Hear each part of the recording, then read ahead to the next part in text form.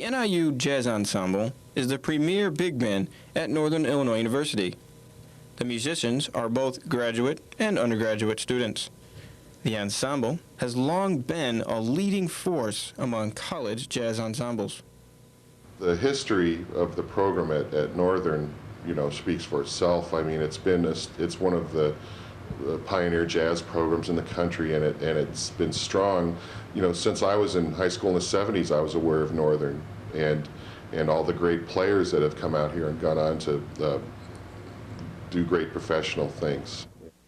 In terms of ranking, I would say it's going to be in the top 5 any given year. Easily in the top 10 in the country, and I'd say probably in the top 6 or 5 even.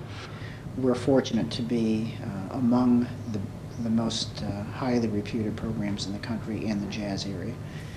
The director of the award-winning NIU Jazz Ensemble is Professor Ronald Carter. Professor Carter is one of the most sought-after jazz educators in the entire country.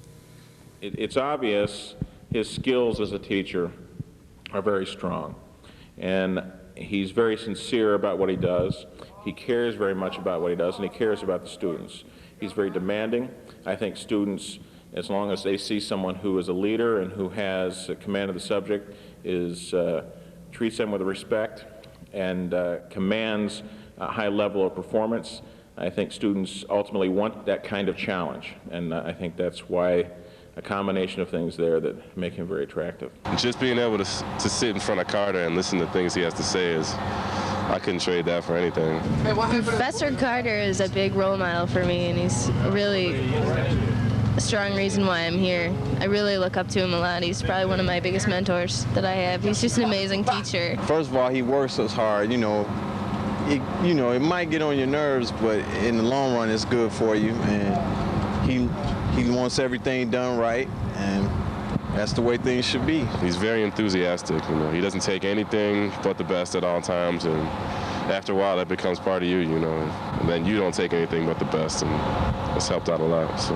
one of the most energetic people I've seen. He's exciting to watch. Even if I wasn't in jazz ensemble, I'd come just to see him because he absolutely is a thrill to watch on stage, because he's just as energetic as somebody in their 20s, and he, definitely has fun when he's up there.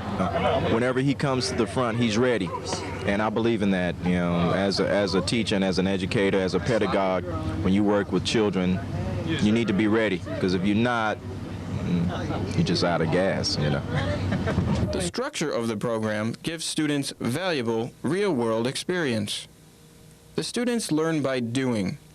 The group is a touring ensemble, which means they perform off-campus regularly in professional venues with major guest artists. Well, I think this is the only program where students actually get a chance to actually learn through doing, rather than just speculation, or rather than just dealing with theory.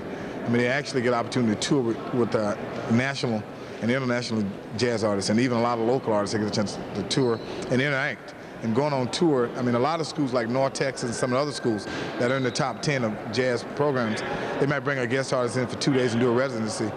But they come in for like 5 to 6 days and actually rehearse with the band and actually tour playing their music and actually perform in front of live artists, live paying audiences. If groups could perform 2 and 3 times or more, the performances would get a little more highly polished, and people would be more comfortable with the repertoire.